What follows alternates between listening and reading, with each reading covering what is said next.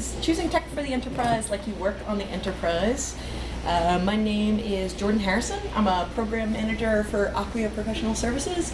A lot of people are like, what's a program manager? Basically, I lead very large enterprise builds, mostly in Drupal. I also do a lot of work around what we call help and advice, which is going into companies and helping them figure out how to make the most of Drupal, how to get their workflows in order, how to get other products that we offer into the mix. But in my past roles, I was on the other side of the house. I led a lot of internal teams. I was a senior technical and program lead, mostly in higher ed. I evaluated and purchased and implemented lots of different kinds of enterprise software, including Drupal, a lot of CMSs. That was kind of my specialty. I made a lot of mistakes, and the use cases I'll share today come from earlier in my career when I was making all the mistakes, so I can save you the trouble. And you don't need to know Star Trek to understand this presentation, but if you want to talk about Star Trek, I always want to do that, so feel free to catch me after. So what we're going to talk about today is finding good fit technical solutions for the enterprise. It's not easy. The first time I did it, probably the first couple times I did it, I made a lot of errors that I would like to save other people from making. So particularly if you're tasked with leading or participating in a big purchase with somebody else's money like this, then this talk is really for you. Or if you're going to be part of a committee that's like maybe evaluating one of these purchases, there's also helpful information in here for you as well. So what's our mission today? How do we select these great IT solutions for the enterprise? First, we're going to talk about requirements analysis. So that's our flight plan, right? That's the problem we're trying to solve. Then we're going to talk about market research, because there's a whole lot of options out there, and it's really hard to tell from like marketing materials what's good and what's bad. How do you become that savvy consumer when you're spending maybe like $1 million? We're going to talk about technical bake-offs, which is just a method for technical vetting that has worked for me in the past. It helps to get the IT team involved and make sure these solutions are thoroughly vetted from a technical standpoint. We'll talk a little bit about vendor selection and management, in case you need to supplement your crew. We'll talk about using RFPs for good instead of evil. I've seen it both ways. And then a little bit about implementation and support planning, because somebody has to like fly this thing after you actually implement it, and you want to include those humans in your planning from the start. It's going to give you a much better buy-in and a much more successful result. So there's probably a lot more to say about all these topics, but I want to give a high-level overview to get you started. So goals for today. Like I said, it's going to be a very basic methodology for discovery and for consensus building across the enterprise. This is really a skeleton of the methodology, and you're meant to build on it as you see fit. I really believe that, when we do this work across the enterprise, we have to build sort of a personal methodology for how you bring large groups of people together and generate buy-in and consensus. And those kind of skills are going to come in handy not just when you're buying a huge piece of software, but in lots of other contexts. You're working on complex projects, you're going out in the world and consulting for other people. So this can apply in a lot of different ways. And these kind of concepts are going to make you a better leader, a better critical thinker, and a better facilitator across all kinds of groups of people, which comes in handy no matter what your role is. And especially if you're trying to move into management or you are in management, these are the skills that you're going to use every single day. So to dig right in, we'll start with requirements analysis. I love this quote from Spock, because insufficient facts always invite danger, especially when you're spending maybe like a couple $1 million of someone else's money and your job's on the line. Requirements analysis gets you the facts that you need and serves as a basis for every single stage of a project that's going to come after that. So I would say if you do nothing else, get this right? Figure out what's the problem we're trying to solve. Why are we actually buying this thing? We know we have a need. What do we need it to do? So what is requirements analysis? I think of it like a flight plan, right? So you want to think about current state versus future state. Start with your current state and think about how various groups of people are working across the enterprise right now. If there's a solution that's being replaced that hasn't been meeting the needs for a long time, which is probably why you're replacing it, right? Users have probably adapted in the meantime, so it's possible that they've spun up other systems, they've spun up other workflows to compensate for this big piece of software that they have and don't like. And so you're not just thinking about replacing the solution, you have to think about how we're going to compensate for things that users have done to adapt in the meantime. There's going to probably be, I use the term shadow systems that people spin up. The server under the desk. I don't like the CMS that's centrally offered. I need to put up a website. I'm going to put a server under my desk, and I'm going to put up my own website. Right? How do you find out about those things across the enterprise? How do you roll them into this new solution so that the new solution actually captures everybody and gets them on board?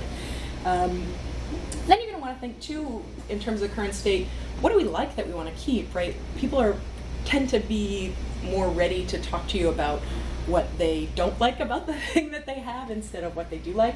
But it's important to make sure that there's not functionality they're taking for granted that we need to make sure gets captured in the new solution. Then you want to think about your future state, right? Like, what's the ideal world for a CMS at our enterprise? How do we want to be working? What would make our lives easier? Maybe we can't get to that perfect future state, but we could at least have a point on the horizon that we can get close to. And then we want to understand constraints. Everybody has constraints. What can't we change even if we want to, right? This could be budget. It's a big one, right? Security policy, platforms, licensing, all those things. The point is just you don't want to waste time on things you can't change, because there's always going to be something you can't change. And answers to these questions are going to define the path for the entire project. So it's important to spend the time to get this right at the beginning. And a lot of people are like, I know the first time I did this, I was like, how do I know? Like, I don't know what you people need. There's hundreds of you, and there's only one of me. First, you want to think about who your stakeholders are, right? It's very easy to think of the group that owns the software replacement as the only stakeholder. This happens a lot in large enterprise, happens a lot in higher ed, a lot in government, nonprofits. So, think about who has a stake in this thing. Probably leadership, almost definitely IT, definitely your business units. Could be your marketing department, could be product owners across the enterprise. When you talk about a CMS, there's a lot of people involved that have a stake in it, and you want to make sure you're talking to all of them and not working in a vacuum. Now, they're going to tell you things that they want, and they're probably, unless you are very lucky, not going to agree initially, right? And that's okay. We can work on consensus building next. First, you just want to get it all down on paper, what everybody across the place wants. And then you're going to have to talk to people. I'm like a natural introvert, and I found this very intimidating the first time I did it. Like, I got to call a meeting with a bunch of VPs and ask them what they want.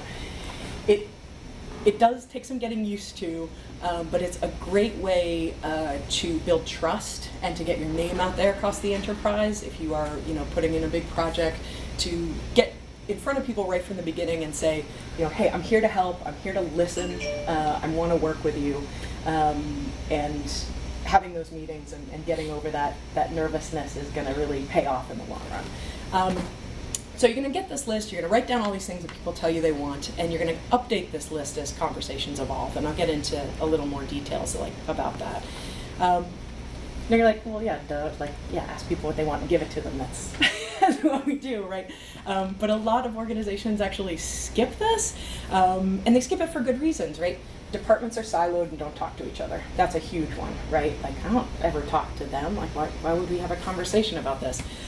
Sometimes the unit that owns the software selection process doesn't have enough authority or autonomy to make these decisions and to have these conversations. Or you might be in an org that just doesn't have a culture of collaboration. Everybody's heads down doing their own thing, and nobody's sort of taking the broad view. It happens all the time, right? Most of my career has been facilitating these kinds of conversations because they can be hard, right? And you can hire a consultant, right? You can hire somebody like me to come in and have those conversations. If you have a really entrenched org, sometimes outside voices can help. But I would say it helps me if you're having these conversations first, if you're gathering at least basic requirements, if you're getting people together. Even if you can't get total consensus on your own, start the conversation before you bring those consultants in, right? I'm good at it, but you all can be better because your organization knows you and trusts you.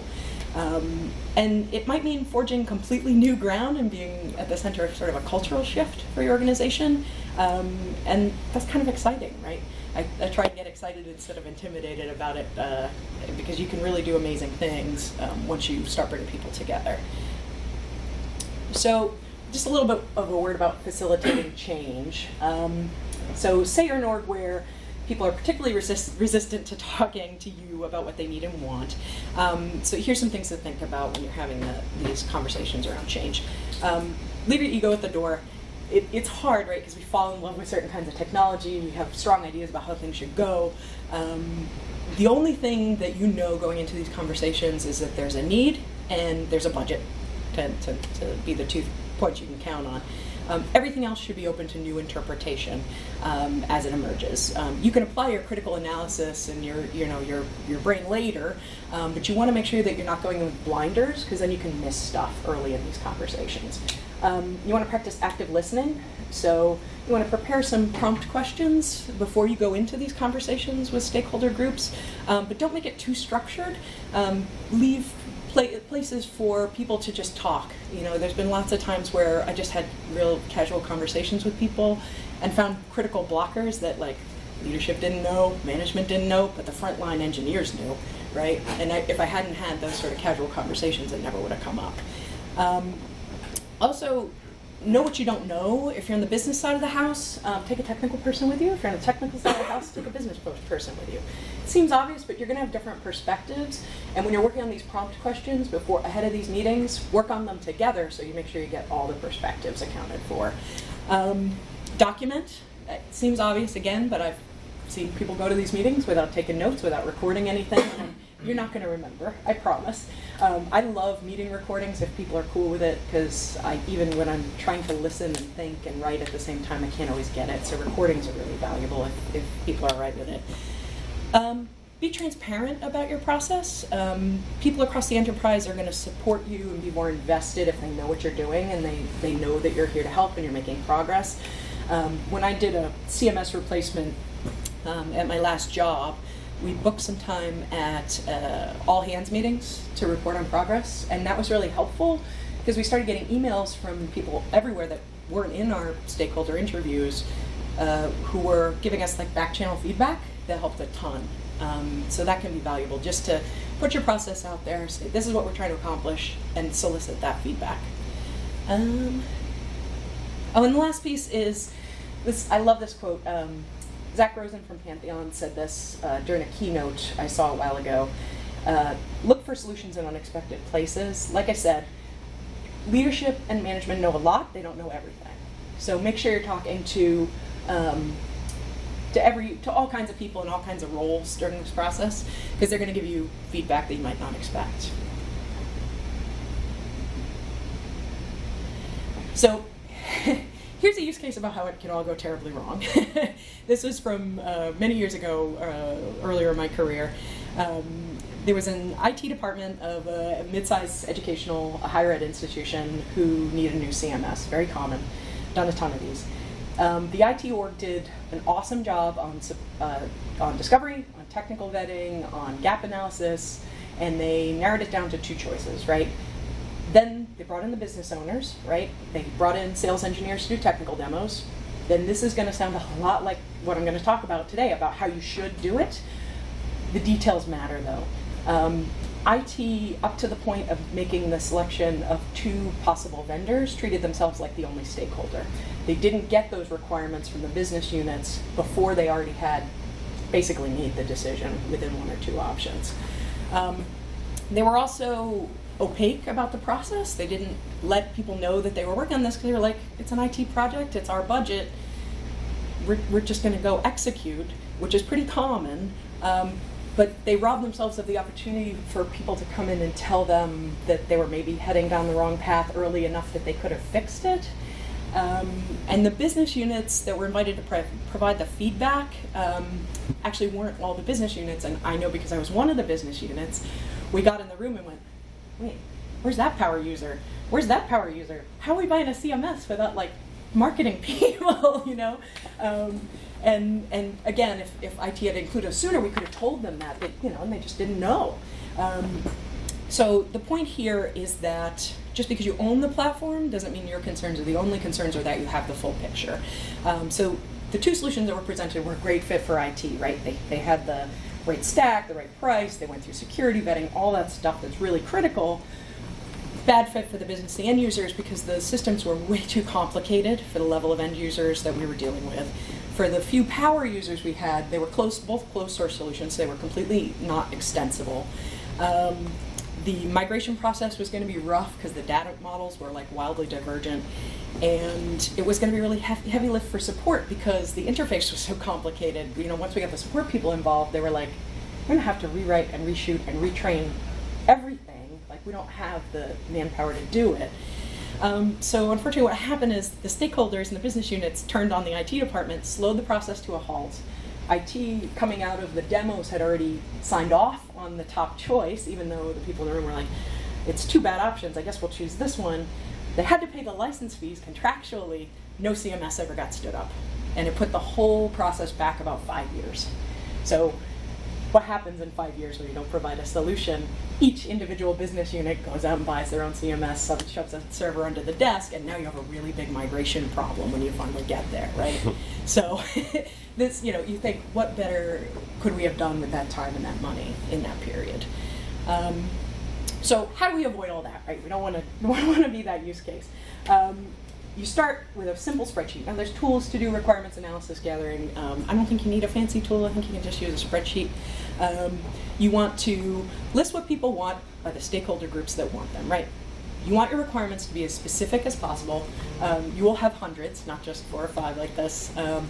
And so when you get into big lists of requirements, you want to group them by things like security and user interface, whatever applies to the software you're buying. Then you're going to have each group, as you're going through these meetings, rank each requirement. So how do you rank? There's lots of ways to do this. I like the Moscow method. It's quick, it's clear, and it's abstracted enough that it helps people think about what they really need and what their priorities really are. So 4 categories. There's the must-haves, so that's non-negotiable. We absolutely have to have it. Should-haves, that's your ideal functionality, things we really want, but they're negotiable in favor of other things. There's could-haves, which are your nice-to-haves, but they're completely negotiable. And then won't-haves, that helps you sort of identify, like, okay, we're willing to push this off to a future phase, or willing not to address this right now in favor of making the project a little bit more simple. So you're going to have each group apply a Moscow ranking to each requirement as far as their group is concerned. And then you're going to rank them. So what this looks like is this. I like to put numeric values against each of the Moscow rankings because then you can average them numerically across and get a sense of what the average looks like for the entire enterprise.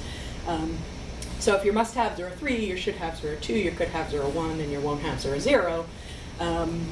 For something like personalization here, we can see it's not that important to IT, right? But it's pretty important to product, and it's really critical to marketing.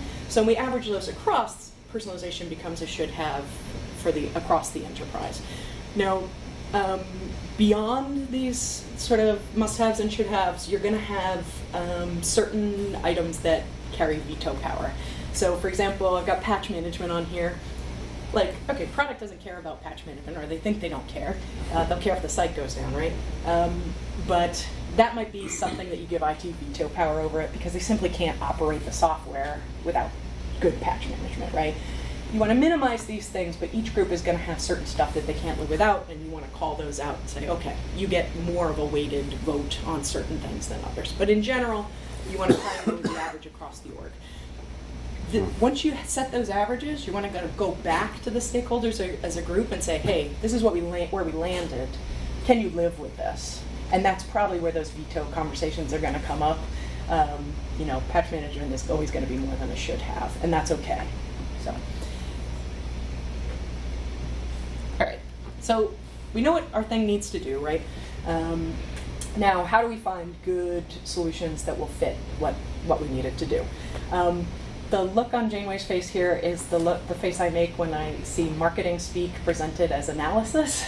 So I want to help you read critically about market research because there's a lot of stuff out there that really is fluff and doesn't mean that much, and you have to be that savvy consumer when you're dealing with huge budgets and trying to buy really big products. Now, I don't want to beat up market research too bad. It's a useful tool. You just have to do more than read a couple reports and take their word for it. And it's really about becoming an educated and skeptical consumer. It's the same as you buy a car, you buy a house, you do all that research, you do all that Googling. You don't take any one person's word for it. Same if you're buying on behalf of your organization. So as you get into this research, you're going to hear about Gartner and Forrester. They are two major research companies. They analyze all kinds of tech products. They put out yearly reports. They are very expensive. If you work for a big organization, chances are they may have a subscription already and you can get them that way. If not, sometimes if a company is named in a Gartner report, they want to show it off. You can go to the company's website, you can give them your email address, get on their mailing list, and they'll just send you a free copy. So that's another way to get them. They're a good start. You know, they're obviously talented market research people putting these things together. But the thing to know is their research is really centered around a very specific cut of the market. It's about like the top 10% of major like corporate IT departments. And if that's your org, you work for like an IBM, that's great, right? Like that applies to you, but not all of us fit in that market share. And so you're gonna need to do additional research. I would say do your own research anyway to back this up, but particularly if you're not in that swath that Gartner and Forrester really focus on. So a couple ways to do this. Ask your stakeholders for recommendations. You know, they might say, oh, I came from company X and we use this CMS. It's terrible. Let's never do that again. This is important data, right? You can at least just start generating some names about what might be good or bad. Talk to your peers, and I'll give you an example of how that really helped me in the next use case. Google. Read blog posts, read articles, become an expert, and then you can also hire help if you need it. Sometimes this stuff can be overwhelming, especially if it's something like I was on a committee to select an ERP system. I didn't know anything about ERP. So that was one of the cases where I needed help from outside, somebody that had more perspective than I had on the market. So here's a use case of where talking to your peers can be really helpful. I was in charge of a CMS replacement project for a pretty major university, 300 sites, 1,000 site editors.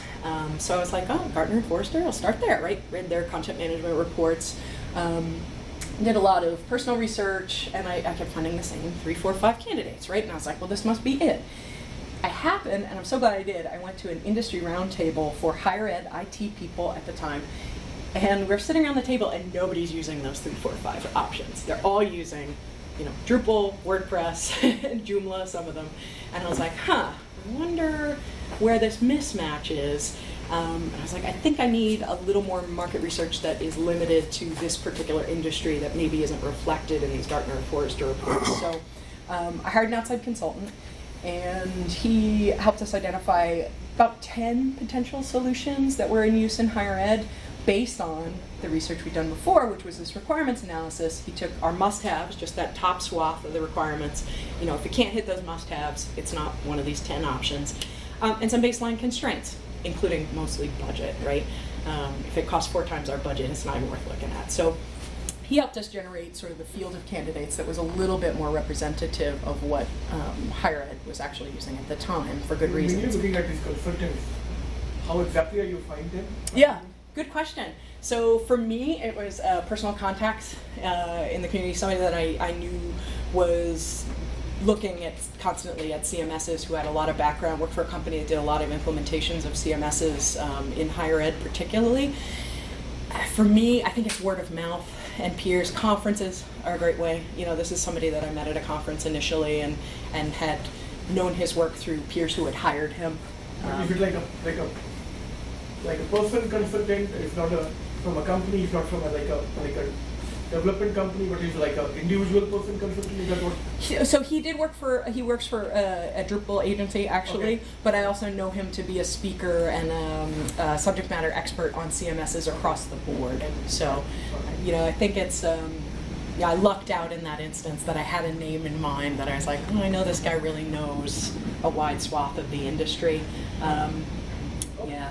It'll take some Googling, I think, if you don't have somebody top of mind that you can trust, but definitely go to peers and corporate references. If you don't have peers that have used somebody like this, call them and be like, hey, he's telling me that this went really well. Did it go really well?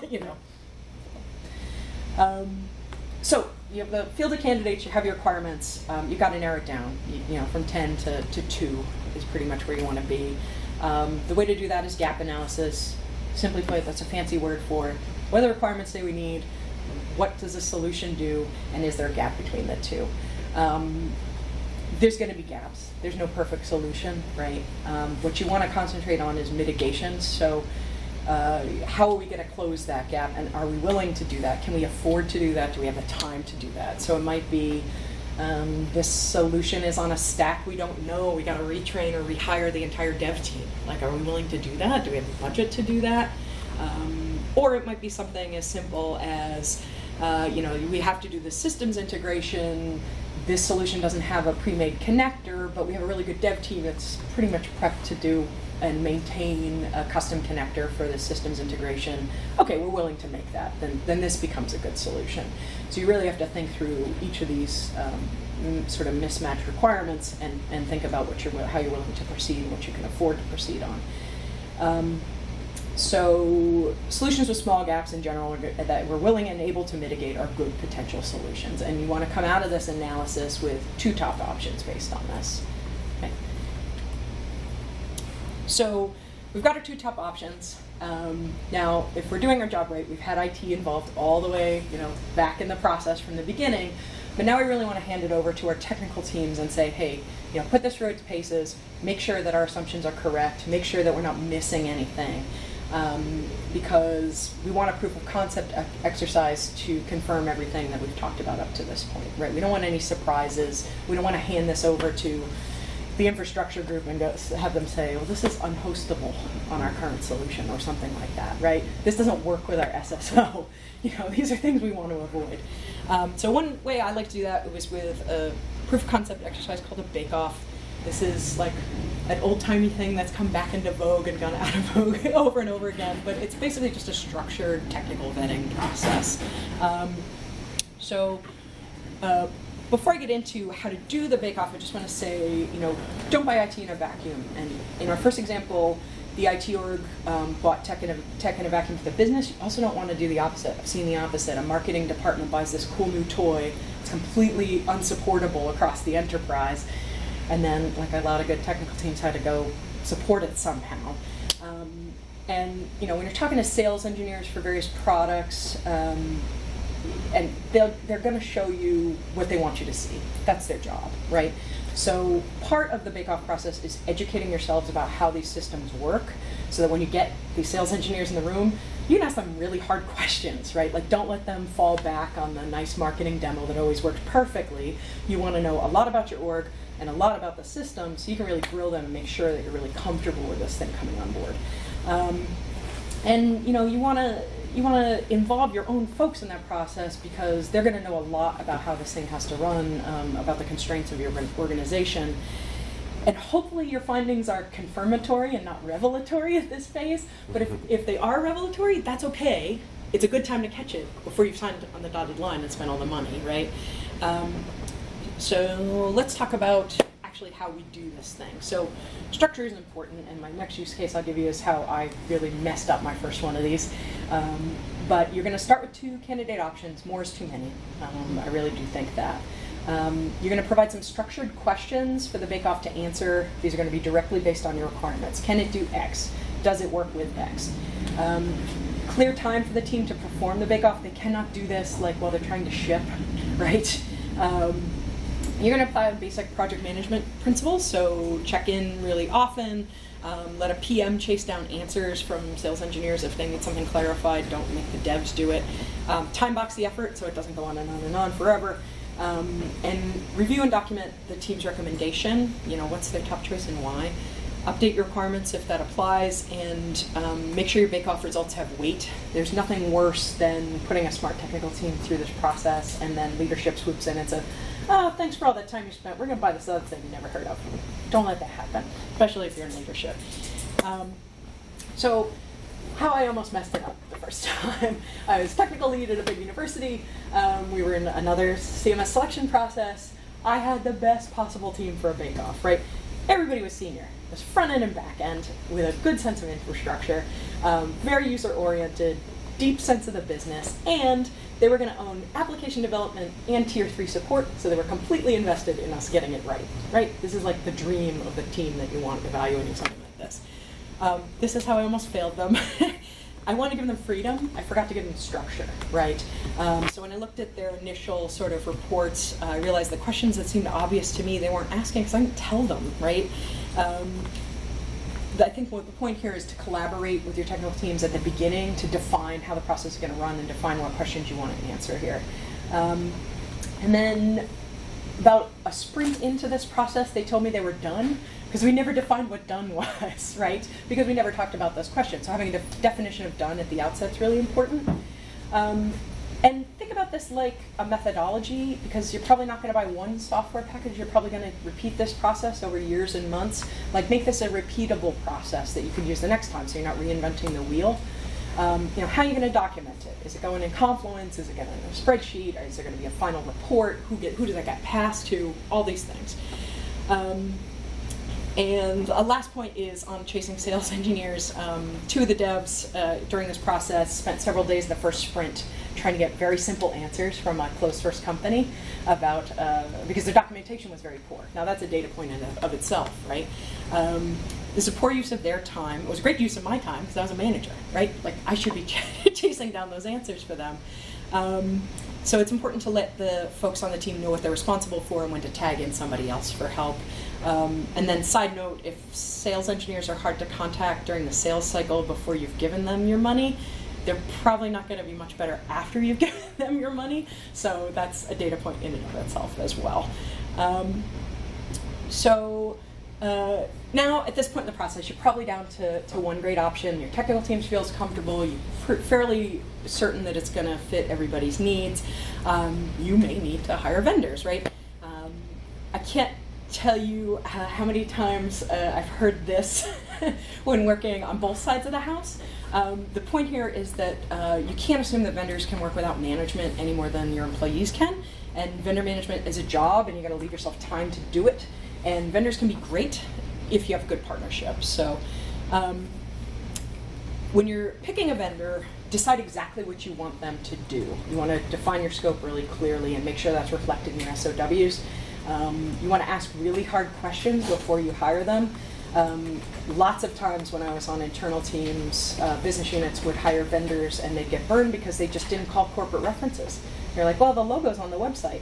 We'd call the corporate reference later, and they're like, yeah, that was awful. They were terrible, but it was contractually in that they could put our logo on the website at the end of the project, right? This does happen. So also recommend going to conferences. You're asking about finding, market researchers. I've gotten most of my great vendors and most of my independence from being at conferences, listening to people speak, listening to how they talk about their clients, how they talk about their process. And if it was good for me, I talked more and see if we could work together. So that's a good option. And also, most good vendors are going to have a process and a methodology that helps us be efficient. Know what that is, know how they work, and then know if you can accommodate that. If they want everyday stand-ups and you don't have time, know that, communicate that at the outset of the project and know what it's going to cost you. So they might say, okay, can you do twice a week stand-ups? That might mean that you don't get your review cycles quite as fast. Are you willing to live with that? Just know what these changes are costing you. So even the best of us are not mind readers. Betazoids are mind readers. I failed Mind Reading 101. So once you've selected a partner, remember that vendor management is a job. And I've seen lots of PMs and managers on internal teams get really bogged down because they're like, all I do is manage this vendor. And that whoever is above you should be making time for you to do that because you need to concentrate on it. It's not going to manage itself. So I would say expect to spend as much time managing a partner as you would an employee. You usually need less. It's usually not that heavy, but you'll never need no effort, right? You want to define that work clearly. You want to communicate early and often. You want to adhere to the process you agree on, and you want to decide who your key decision maker is and make sure your vendor knows that too, so they're not asking questions to all the wrong people and wasting your money, right? And I say, be fair, be kind, and be human. That's good advice in life anyway, but expect all the above in return too. Your vendor has to meet you on an even playing field, and that's going to make for a good partnership. So here's an expensive example of what happens when you don't manage a vendor. This is probably 7-8 years ago now. We were doing a monolithic Drupal site build. It was for an academic department at a university that was very public-facing. They got a lot of press, and they were very design-oriented. So their stated goal for the project was they wanted to look nice and have lots of pictures. That's not a requirement. It could be a part of a requirement, but it's not the complete picture. But that was their only goal. So they hired an agency, but they did it the wrong way. They circumvented the competitive bid process. Now there was a method for them to do this, right? And they did it by the book. But they did it because this was an agency that had placed interns for the department over years, not because they were a particularly good agency, right? It was a mano a mano, like, you helped us out, we're going to help you out with this contract. They didn't do any additional vetting of the vendor. They were like, oh, we know them, they're fine. And this is an example where when we investigated after the fact, we found that actually a lot of the logos on their website had very unhappy customers behind them. And so the department decided to manage the vendor. They also did it the wrong way. They hired a committee of 15 very busy faculty members to manage the project with no single point of responsibility. Okay, 15 people driving a ship, nobody's driving the ship, right? So there was not really a discussion of how the site would be used or maintained or supported after the fact, and they were self-hosting. So they didn't really talk to any of their technical folks. And they didn't involve IT either at the department level or at the university level at all. They just sort of rushed through the process, and so there was no opportunity for any of the technical folks to give feedback until the point that the site was done and they said, hey, IT, we gotta host this thing. And IT was like, we don't host that. We can't. So that was unfortunate. And as you expect, the vendor ran wild. They had no feedback, they had no goals, they had no supervision. And the delivered site was several months late and highly non-performant. I think they had something like 120-second page load times. It was unpatched at delivery and unpatchable going forward. And it was just barely functional as a CMS, right? It was a CMS in name only. So I was brought in to clean up with my job. We hired another agency with a very good reputation in the Drupal community that we'd worked with before, and other people at the university had worked with before, so there was trust there. We had a very frank conversation saying, what can you do? Do we blow it up and start over? Do we fix this thing? We have eventually landed on fixing in place because it was the cheaper option. And we relaunched a functional site. It looked exactly the same, but it actually functioned. Now, the problem was that the fix was almost equal to the initial build cost, which is unfortunate. So this deeply discounted initial build cost wasn't deeply discounted once you doubled it with the fix in place, right? And the question always is, for me, what better things could we have done with the time and the money and the buy-in? Like, it's great that we fixed the site, but now the site's 2 years old. They're ready for a refresh, and we just blew the budget fixing, what had gone before. So that's a lesson in what happens sort of when you don't manage vendors and they go wild. So we'll talk for a second about RFPs, because you come from an organization that gets vendors with RFPs. You're probably wondering sort of how that fits in this process. Here's what RFPs can look like in some orgs. It's a large organization. We don't know what we need, take our money. We got basic requirements, but certainly not to the depth that we talked about previously. So we're going to put out a broad-ranging solutions proposal, right? And I started my career in a big international consulting firm, and I generated lots of proposals like this that were like very vague requirements, and we answered, right, what we thought was best. So if you're on the inside, you're gonna, someone or a committee of someone's is gonna look at all these proposals from all these companies and pick the best one. A lot of times it's just the cheapest one. We kind of sign off and say, it meets these critical requirements, usually security and compliance, which is important, but not the only thing. And then soft considerations carry way too much weight when they're like this. So, this one sounds the best. Our competitor uses this one. I saw this really great demo at a conference, and it's awesome. It's going to be great, right? In a vacuum, these are not great reasons to select a solution. So these, it's not that RFPs are bad. They're often necessary, and sometimes they're required, right? But if we don't have enough information going into the RFP process, we can't tightly tailor them to actually get us what we need in a meaningful way. So maybe we land here. Rethink the RFP process, especially if your policies across your enterprise allow them. In the research or bake-off phases, you're going to bring in your top vendors, you're going to have those demos, because now you can really grill these sales engineers. You try and throw them off book a little bit. That's a good thing. I like when people do that to me as a consultant, because it lets me, have something a little interesting to push back on. The good ones can handle it, is what I'm trying to say. And then when you get to the vendor selection phase, solicit very specific implementation proposals for your chosen solution, rather than just broad-based, sort of open-ended solutions proposals that, in my experience at least, don't always have a really good result. So use them in a focused way. They're a good tool when they're used correctly. Okay. So last bit here, if you're in a really large enterprise, sometimes the person who leads the discovery and the requirements gathering and the selection is not the person who does the implementation, is not the person who supports the product in the long term. So even if you're not leading those future phases, or especially if you are, you want to set up the teams who are handling these future phases for success, possibly setting yourself up for success. You do not want to be the project manager who led the discovery phase and bought that thing that everybody hates. It's a really bad feeling, right? So if you plan now, you can avoid a lot of damage reports from your peers later. So throughout the process, really think about what's next. Think about implementation. You want to think about timelines. You want to think about migration concerns, systems integrations. You're going to think about support and maintenance. This is the one that often people will think about implementation, but a lot of people forget about support and maintenance. These things live years and years and years in some enterprises. How are we going to make these things live? How are we going to constantly improve them as sort of use cases evolve?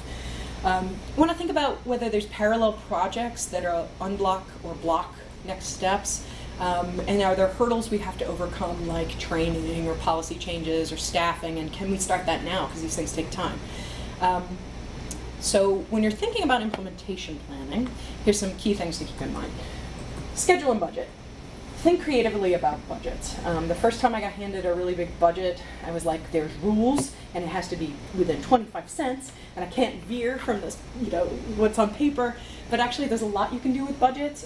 There was a point where I was working in a structure, and this is common in higher ed, and I think government too, where we had a use it or lose it budget based on the fiscal year. So I ended up getting $50K more from an implementation project just because I started in June, and we weren't actually ready to start, but I got my vendors to pre-bill that $50K, so I can get that out of the previous fiscal year, otherwise I was going to lose it anyway, and then got my funding on top of it for the following fiscal year.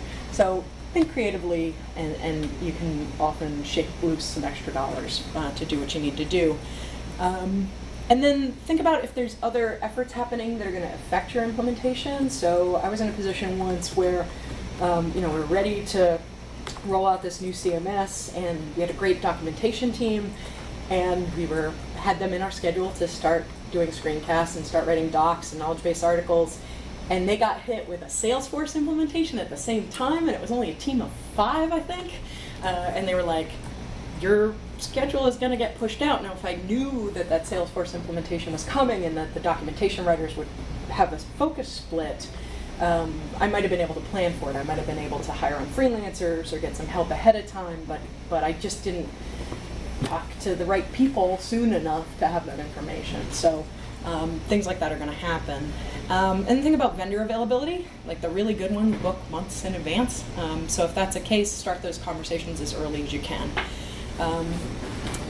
You want to think about migration. If there's an existing tool, how are you going to get that data migrated? Are you going to need custom coding? Are you going to need to write a connector? Are you going to need to write scripts, right, to manage this? Think about infrastructure. Can you even host this thing? Does it work with your SSO? Simple stuff that I've seen get missed. Think about compliance. Often people are a little bit afraid to talk to security and audit in some organizations because it can be arduous, right? But talk to them sooner, because if it's a process that takes a long time, the sooner you can start it, the sooner you can get through it and keep to your schedules. And then overall, just thinking about what you can start in parallel so that you can be ready when these future phases begin. Then as far as support and maintenance, don't forget the humans. Somebody has to fly this thing, right? So, you know a lot about your users now. You know about how they work. What do they need to succeed in the new system? How hard is this transition going to be? Is there business processes that are going to be disrupted? Is there a certain time of year that this will be exceedingly painful, like if it's a financial system, like maybe you don't want to do it at fiscal year end or within 6 weeks of that? Maybe you want to do it the opposite side of the year, right? And what end user materials need to be developed, because your users are probably not going to just be able to dive into this new thing and just handle it. So think about rewriting documentation, shooting screencasts, redeveloping knowledge-based articles for your help desk, if you have a help desk, just redirecting old systems into new, so when people by habit go back to their old bookmarks, they actually get to the new system. They're calling the help desk 3 times a day, like, what's the link?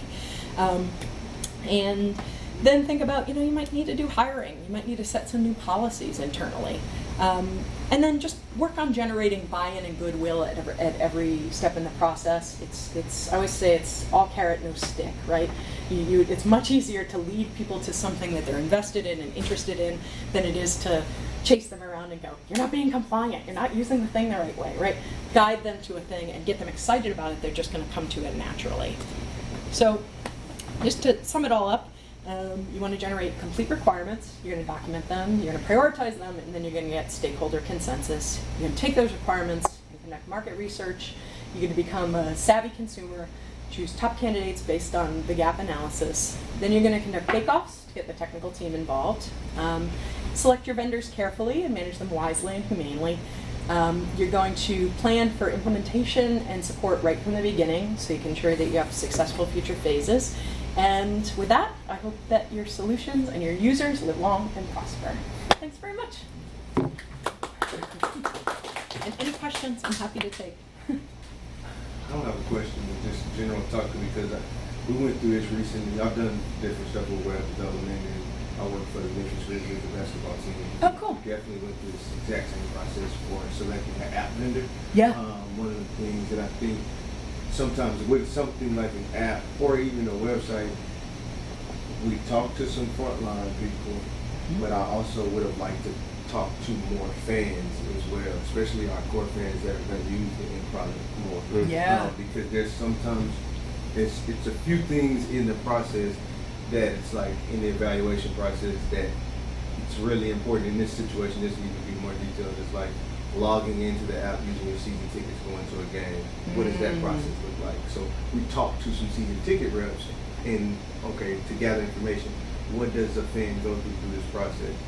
Well, they have a at that particular time a thought process of this is what a fan would have issues with. But as we develop and go through the process, we learned they didn't really know the fan process as much as we assumed that they knew the fan process, and it would have been better to get kind of some specifics, because it ended up being that's the number one user, that's the most important customer.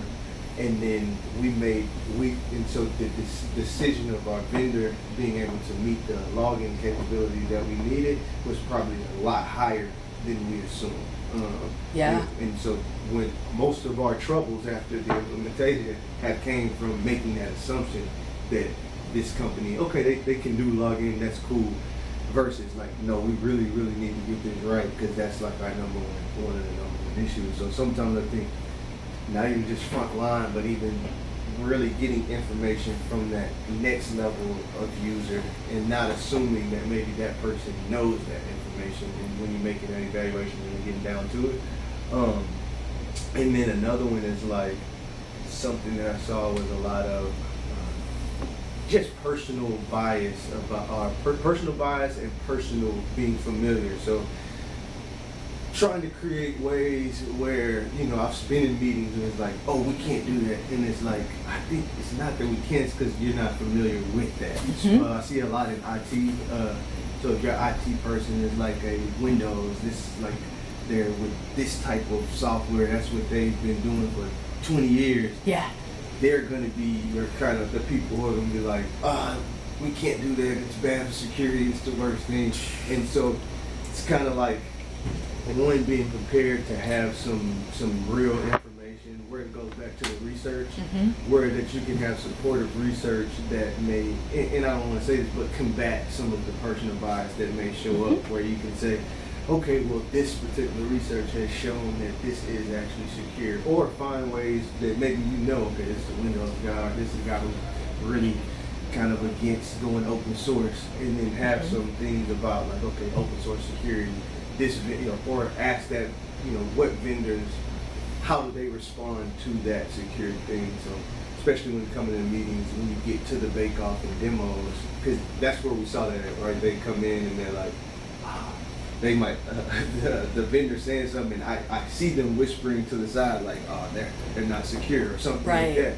But if putting a place to discuss that and have the vendor actually answer some of those questions in a broader group, so that it's not like somebody who else makes the decision, they didn't hear the vendor say that it's secure, they heard the IT guy tell them it's not, and so when it's time to make a decision, they marked out a guy. So those are just everything you said was great, and those it kind of touched me because we went through that process, and then now we're actually going through Salesforce RFP, point of sale RFP, like 3 different really big tech RFPs right now. When we're going to have to do, we've started doing a lot of this, but we definitely have to keep doing the same thing. Yeah, it's tough to combat that.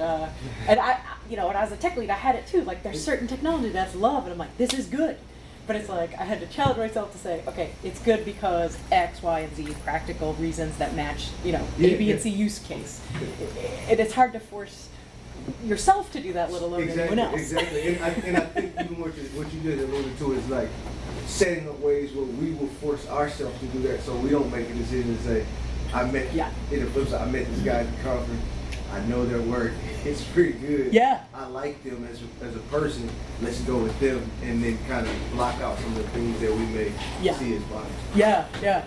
Those are great use cases. I appreciate that. I thought it was maybe just higher ed that does that, but I think it might be universal. I worked for the University of Texas in Austin for like almost 2 years.